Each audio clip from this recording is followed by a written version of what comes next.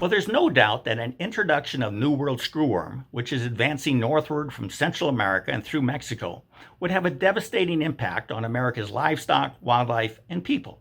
The USDA states the screwworm threatens over $100 billion in United States economic activity tied to the cattle and livestock industry alone.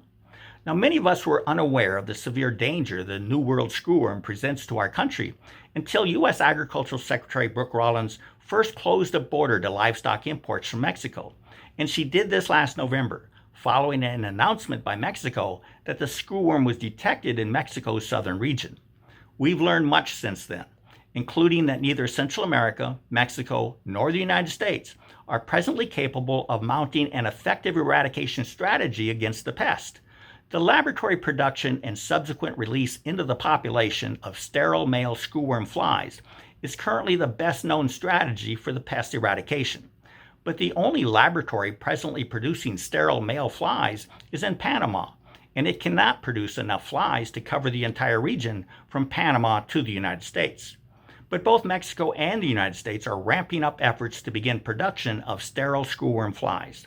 But the proposed laboratories are not expected to begin production for another year in Mexico and another 2 to 3 years in the United States. Now that means we must double down on the science-based methods currently available to prevent the pests from entering the United States.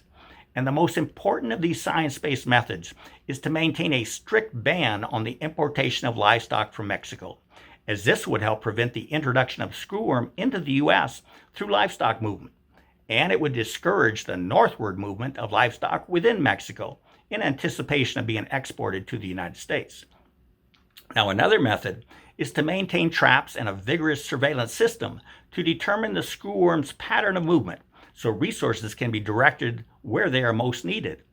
And yet another measure is to identify all the possible transmission routes that could carry the screwworm into the United States, including human travel, and then implement mitigation measures to reduce those risks. Now, for any of these methods to be effective, the government and U.S. livestock producers and livestock veterinarians must work as partners by sharing timely and accurate information and regularly communicating to assess progress. This means there must be full transparency and trust between the government, state and local animal health officials, and the livestock producers who bear the greatest risk should the pest enter the United States. Unfortunately, a breach of transparency and trust between the government and the public was made evident by Reuters, which broke the story about a human case of New World screwworm that was detected on August 4th, but not revealed to the public until Reuters' August 24th investigative article. Worse, the Reuters article indicates that while the information about the U.S. case was withheld from the public for weeks, including from veterinarians instrumental in surveilling for the pest and from livestock producers most at risk, the information had been secretly leaked to a select group of industry insiders. The leaked information indicated the case involved a person traveling from Central America to Maryland.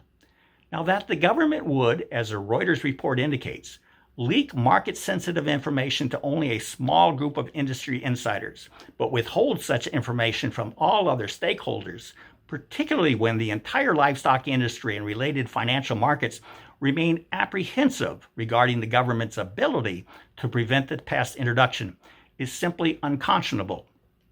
We don't yet know if any additional mitigation measures have been implemented to prevent any further human transmission of the pest into the United States. Also disturbing is the fact that the secret communications sent to the select group of industry insiders informed them that the beef industry had requested Texas A&M economist David Anderson to quickly write an industry impact report for Secretary Rollins on the impacts to the cattle industry of the border closure to Mexican cattle. So we should fully expect there will soon be a push to prematurely reopen the border despite the ongoing health risks based on whatever findings the economist makes regarding the economic impact of the United States' over-reliance on cattle from foreign countries. RCAF USA has asked for an investigation into the circumstances surrounding the cover-up of the human case of New World screwworm and the establishment of a New World screwworm task force to prevent future cover-ups, and to ensure available resources are being allocated properly to prevent the introduction of this devastating pest into the United States. With that, I'm Bill Bullard with RCAF USA, the voice of the independent cattle and sheep producer in the United States of America. Have a productive week. Thank you.